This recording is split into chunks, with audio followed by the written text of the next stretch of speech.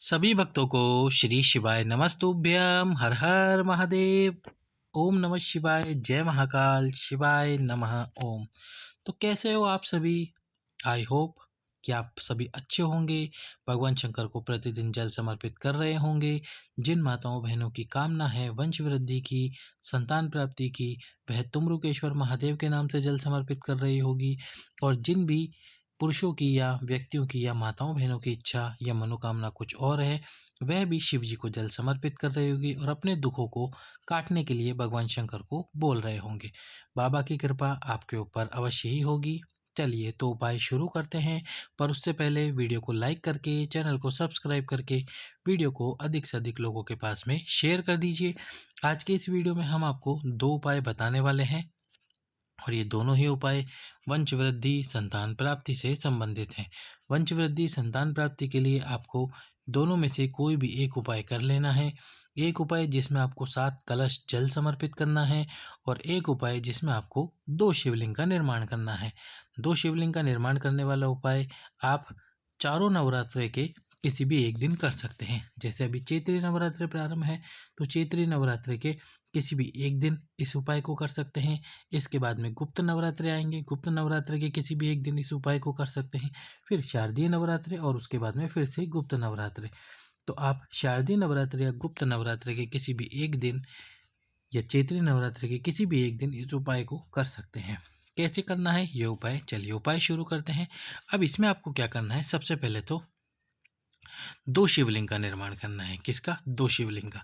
आप देख रहे हैं 2 पार्थिव शिवलिंग का इसी प्रकार से आपको निर्माण कर लेना है। 2 पार्थिव शिवलिंग बनाना है। एक पार्थिव शिवलिंग होगा भगवान शंकर का स्वरूप, एक पार्थिव शिवलिंग होगा माँ आद्य शक्ति, माँ जगत जननी, माँ पार्वती का स्वरूप। और इसके बाद में यदि आप 2 शिवलिंग का निर्माण नहीं कर पाए, यानी कि मान लीजिए आपके पास में समय की कमी है, तो आप एक तो शिवलिंग बनाओ ऐसा, और इसी के पास में यहाँ पर एक पिंड स्वरूप में जो मिट्टी है आपके पास में जिससे आप पार्थिव शिवलिंग बनाना चाहते हो उसको रख दीजिए। पिंडी स्वरूप में माता पार्वती की पूजा कीजिए। तो इस प्रकार से आप कर सकते हैं। और यदि आपके पास में समय की कमी नहीं है तो आप फिर दूसरा शिवलिंग अवश्य ही बनाइए और फिर इसकी पूजन अर्चना कीजिए। अब ये शिवलिंग आपको बनाकर पूजा कहाँ पर करनी है? वैसे तो गुरु जी ने कहा था कि इस पूजा को करना है बेलपत्री के वृक्ष के नीचे, पर यदि बेलपत्री का वृक्ष ना हो आपके आसपास में तो फिर आप इस पूजा को कीजिए कहाँ पर? फिर आपको इस पूजा को करना है आपके घर में। और यदि घर में भी आप पूजा नहीं कर सकते तो आपके घर में यदि कोई वृक्ष हो या फिर आपके घर में कोई गमला हो उसके अंदर भी आप इस शिवलिंग को बनाकर उनकी पूजन अर्चना कर सकते हैं। तो पूजन अर्चना करने के लिए सबसे पहले आपको शिवलिंग का निर्माण करना है। यदि आपके घर में 2 शिवलिंग हैं, क्या है, 2 शिवलिंग पहले से ही विराजमान है, तो आप इन 2 शिवलिंग की पूजन अर्चना कर सकते हैं। इन 2 शिवलिंग पर उपाय कर सकते हैं यदि आपके घर में पहले से ही शिवलिंग है। और यदि शिवलिंग नहीं है तो फिर आप पार्थिव शिवलिंग बनाइए और फिर पूजन अर्चना कीजिए। तो क्या करना है, आपको शिवलिंग बना लेना है। साथ में आपको 9 लाल पुष्पों की आवश्यकता पड़ने वाली है और 5 सफ़ेद पुष्पों की। 9 लाल पुष्प और 5 सफ़ेद पुष्पों की आपको आवश्यकता पड़ने वाली है। 9 लाल पुष्प और 5 सफ़ेद पुष्प अपने पास में रखिए। अब सबसे पहले भगवान शंकर के शिवलिंग पे पूजन अर्चना कीजिए। भगवान शंकर के शिवलिंग पे दूध समर्पित कीजिए, पंचामृत समर्पित कीजिए, जो भी वस्तु आप समर्पित करना चाहते कीजिए। बाबा का अभिषेक कीजिए। अभिषेक करने के बाद में अभिषेक कर लीजिए और अभिषेक करने के बाद में बाबा की पूजन अर्चना कीजिए। अभिषेक कर लिया आपने, अभिषेक करने के बाद में जो भी आप वस्तु समर्पित करना चाहते हैं, फिर वो बेलपत्र हो, पुष्प हो, जो भी आप समर्पित करना चाहते हो, दुर्वा हो, सब कुछ समर्पित कर दीजिए। अब आपको 9 लाल पुष्प महाद्य शक्ति वाले शिवलिंग पे और 5 सफ़ेद पुष्प जो कि भगवान शंकर के शिवलिंग पे समर्पित करने हैं। इस प्रकार से 9 लाल पुष्प माता आद्य शक्ति वाले शिवलिंग पे और 5 सफ़ेद पुष्प भगवान शंकर के शिवलिंग पे समर्पित करने हैं। इस प्रकार से पुष्प समर्पित कीजिए। पुष्प समर्पित करते समय आपके मन में अपनी कामना अवश्य ही बोलिए। यदि आपकी संतान प्राप्ति की इच्छा है तो अवश्य इस पूजा को कीजिए। गुरु जी ने अपनी कथा में बताया था कि एक माता ने संतान प्राप्ति के लिए इस पूजा को किया और उनको निश्चित रूप से और उनको संतान की प्राप्ति हुई। तो आप भी इस पूजा को करके अपनी गोद को अवश्य ही भर सकते हैं। तो इसके बाद आपको क्या करना है, जब आप पुष्प समर्पित कर दें, कुछ मीठे का प्रसाद समर्पित करें और इसके बाद में दीपक प्रज्वलित करें। अब भगवान शंकर वाला जो शिवलिंग है उसके सम्मुख में गोल बाती का दिया जैसा कि आप देख रहे हैं और माँ आद्य शक्ति के सम्मुख में लंबी बात कर दिया, जिसमें आपको घी डाल लेना है और घी इतना ही डालिए कि दीपक जल्दी से जल्दी ठंडा हो जाए। यदि आपने इसमें ज़्यादा घी डाल दिया तो फिर क्या होगा, दीपक को ठंडा होने में समय लगेगा और ठंडा होने में समय लगेगा, फिर जितना समय लगेगा आपको उतना ही समय लगेगा शिवलिंग को विसर्जन करने में। तो जब दीपक ठंडा हो जाए, इन दोनों शिवलिंग का आपको विसर्जन कर देना है। विसर्जन आपको कैसे करना है, या तो आप जल डालकर शिवलिंग पे विसर्जन कर दीजिए या फिर आप किसी पात्र में जल भरकर शिवलिंग का विसर्जन कर दीजिए। इस प्रकार से आपको पार्थिव शिवलिंग का विसर्जन कर देना है। किसी पात्र में जल भरकर पार्थिव शिवलिंग का विसर्जन करोगे तो फिर आपको क्या करना है, उस जल को किसी वृक्ष के नीचे डाल देना है। और यदि आप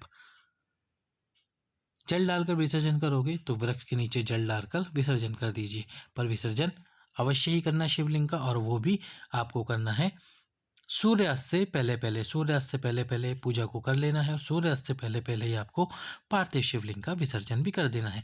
इस प्रकार से करनी है किसी भी एक दिन पूजा। वैसे यदि आप इस पूजा को करना चाहें तो अष्टमी के दिन अवश्य ही कीजिए।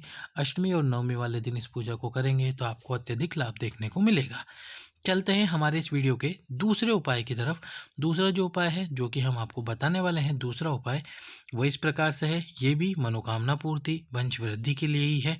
इस उपाय में आपको क्या करना होगा, यदि अभी तक आपने हमारे इस वीडियो को लाइक नहीं किया है तो वीडियो को लाइक करके चैनल को सब्सक्राइब करके वीडियो को शेयर कर दीजिए। इसमें आपको लेने हैं बेलपत्र, और बेलपत्र कितने लेने हैं, कम से कम 31, 51 या 108। इससे कम मत लेना। 31, 108, वैसे तो आप लेने को तो 11 और 21 भी ले सकते हो, पर कोशिश कीजिए कि 31 या 51 बेलपत्र लो। बेलपत्र लेके उनको इस प्रकार से रखते जाइए। जैसे जैसे आप बेलपत्र को इस प्रकार से रखते जाएंगे तो बेलपत्र का एक चक्र बनेगा, और इसी चक्र से हमको उपाय करना है। इस प्रकार से जैसे जैसे आप बेलपत्र रखते जाओगे तो गोला गोला गोला गोला बनते बनते इस प्रकार से बेलपत्री का एक चक्र बन जाएगा, जो कि आप स्क्रीन पर देख रहे हो। इसी प्रकार से बेलपत्र रखने। अब आपको क्या करना है, इन बेलपत्र पे थोड़ा सा लाल चंदन रखना है। क्या लगाना है, बिल्कुल सेंटर में थोड़ा सा लाल चंदन लगाना है। इन बेलपत्री के चक्र के बिल्कुल बीच में लगाना है, और इसके साथ में आपको लगाना है थोड़ा सा लाल चंदन लगाने के बाद में इसमें थोड़े से पीले अक्षत रखने हैं। क्या रखने हैं, पीले अक्षत। यानी कि आपको चावलों को पहले से ही थोड़े से चावल लेने, जिनको आपको पीला कर लेना है, उनको हल्दी में कर लीजिए या घी के थ्रू घी में हल्दी मिलाकर उन चावलों को पीला कर लीजिए।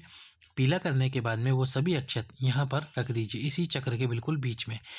बीच में रखने के बाद में अब आपको इन बेलपत्री को लेकर जाना है भगवान शंकर के मंदिर में। मंदिर में प्रदोष काल में करोगे तो बहुत अच्छी बात है। यदि सुबह आप करना चाहो उपाय तो भी अच्छी बात है। तो अब आपको क्या करना है, इन सभी को लेकर चल जाना है भगवान शंकर के मंदिर में, और मंदिर में ले जाकर दक्षिण दिशा में बैठ जाइए। अब जो आपके पास में बेलपत्र का चक्र है उसको अपने हाथ में रखिए।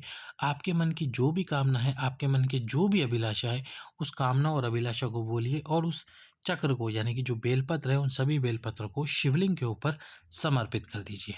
क्या कर दीजिए, शिवलिंग पे समर्पित। शिवलिंग पे समर्पित कर दीजिए। शिवलिंग पे समर्पित करने के बाद में आपको 7 कलश जल, कितने कलश जल, 7 कलश जल, यानी कि एक ही कलश से 7 बार जल, और 7 बार यानी कि पूरा पूरा भरना है आपको उस कलश को। 7 बार जल समर्पित करना है उन्हीं बेलपत्रों के ऊपर जो बेलपत्र का चक्र आपने समर्पित करा है शिवलिंग पे। एक कलश जल जब समर्पित कर रहे हो तो तुमरुकेश्वर महादेव का नाम लो। फिर दूसरा कलश जल दूसरा कलश जल समर्पित करो तो तुमरुकेश्वर महादेव का नाम लो। तीसरा कलश जल समर्पित करो तो तुमरुकेश्वर महादेव का नाम लो। इस प्रकार से 7 बार तुमरुकेश्वर महादेव का नाम लेते हुए 7 कलश जल शिवलिंग पे समर्पित करो, और जो जल शिवलिंग से नीचे गिरे उस जल को अपने ऊपर छींट लो और उस जल का आचमन कर लो, यानी उस जल को पी लो। इस प्रकार से आपको नवरात्रि के किसी भी एक दिन ये वाला उपाय करना है या फिर 2 शिवलिंग वाला उपाय करना है। दोनों में से कोई भी एक उपाय आपको करना है। बाबा से विनती करनी है, प्रार्थना करनी है, बाबा की कृपा आपके ऊपर अवश्य ही होगी। वीडियो को लाइक करके, चैनल को सब्सक्राइब करके वीडियो को शेयर करें। सभी भक्तों को श्री शिवाय नमस्तुभ्यम। हर हर महादेव।